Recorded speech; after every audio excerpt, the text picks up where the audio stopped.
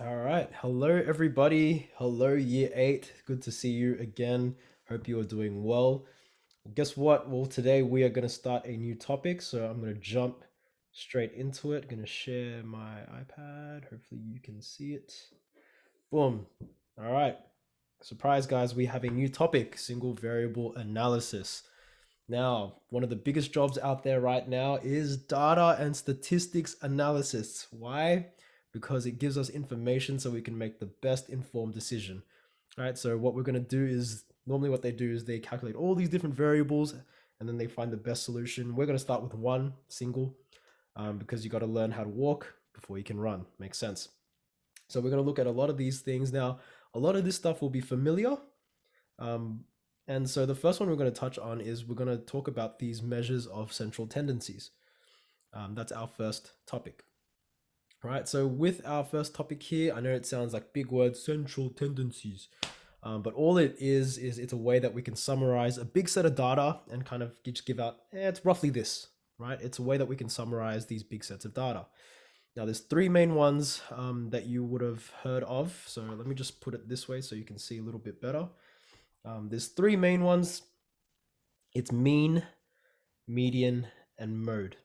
Okay, mean, median, and mode. Hopefully, you've heard of these before. You guys should have seen these in probably year seven or maybe even earlier. These are the ways that we measure sets of data.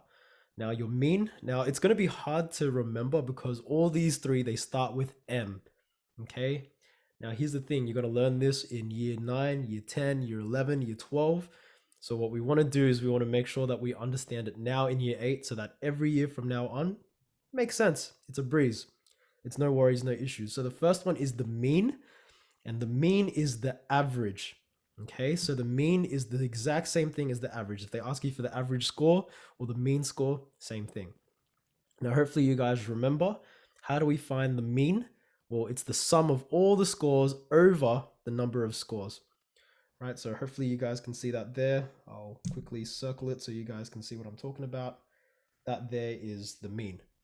Okay. Now the median is the middle score. Okay. Median kind of sounds like middle.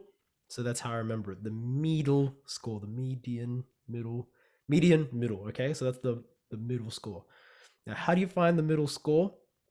It's important that you do these two steps. The first one is you need to order the scores in ascending order, or you need to order the scores from lowest to highest. Once you've labeled them from lowest to highest, you kind of cross them off one at a time and you find what's right there in the middle. That's how you find your median. All right. And number three, the other way that you can measure where roughly all the scores are, the measure of central tendency would be the mode. The mode is the most common score. Now, hopefully you can see here that I've underlined it. Mode is the most common score. So they kind of sound like each other. Mode, most, mode, most. And so I'm just going to try my best to get that in your head that mode is the most common score. So if there's a score that repeats more often than the others, that there is your mode. All right, now there's one last one that we kind of need to know.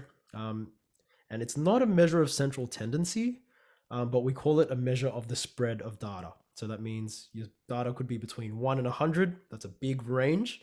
Or it could be between 5 and 10, which is a pretty short range.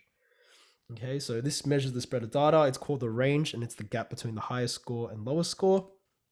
And so the easiest way to find it is highest score, take away lowest score. Now, before this overwhelms you, let's actually do this in an example so we can actually see how all these things kind of play out.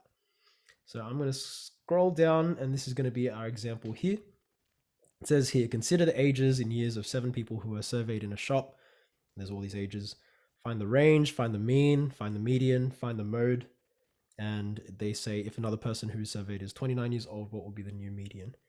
So when you're doing a question like this, can I please highly suggest, I'm not even going to highly suggest, I'm going to say that it's mandatory that you do it, at least for now. The first step that you always want to do is you want to make sure that all your scores are in order, right? From lowest to highest. All right, so let's take a look here. I've got 12, there's another 12, there's 15, there's a 21, there's a 31, there's a 47, and there's a 65. Now, when I'm putting all these down, let me just double check.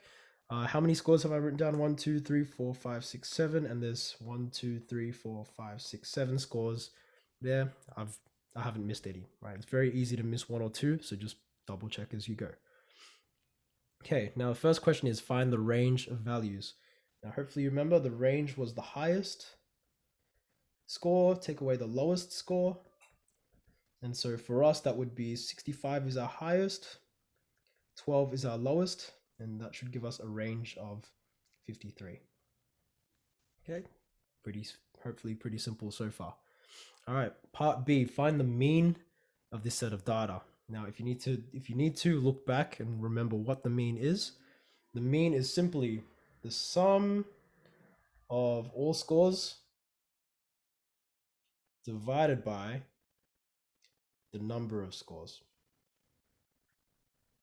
Okay, so for us, it's going to be 12 plus 12 plus 15 plus 21 plus 31 plus 47 plus 65 all over a total of how many scores were there? There's 7 scores in total. So the sum, that means just you add them all together. And I'm going to put the number of scores, which is 7. And I've done the math before. It should be 29. So you put that in your calculator, you'll get an answer of 29. And that there is it. Okay. Now, part C, it says find the median of this set of data. So remember, median is middle. Okay, so I'm going to find the middle. I thought that was funny. I'm going to find the middle score.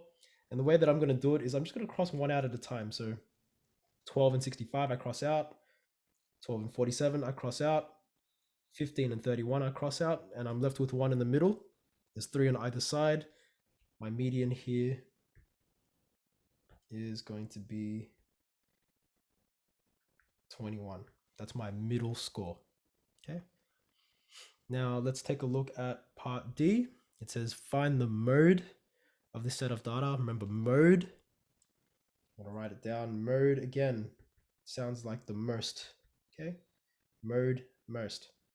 So what is the most common score? What's the score that comes up most often here? Hopefully you can see it. It's the first one. It's 12. 12 was the most common because it came up twice. And the last question, if another person is surveyed who is 29 years old, what will be the new median? Now you have to work here. Now, here's what we got to do. They're adding a new score into this set of data. So what I would do is I would rewrite these scores again. So I'm going to be lazy here because I'm on an iPad and because I can. So I'm just going to duplicate this and borrow it. Okay, so I'm just going to go whoop, duplicate. Whoop. So now I've got this same set of scores here, but it says here that I'm adding one more score. I'm adding a score of 29. So I'm going to put that in between in the right order. Okay, so I'm going to slip it in where it's supposed to go. And so now they're asking to find what will be the new median. Okay, now I'm glad that you asked this question. I'm glad they asked this question. So if I cross out 1265, 1247, 1531, but then I'm left with 2 in the middle this time.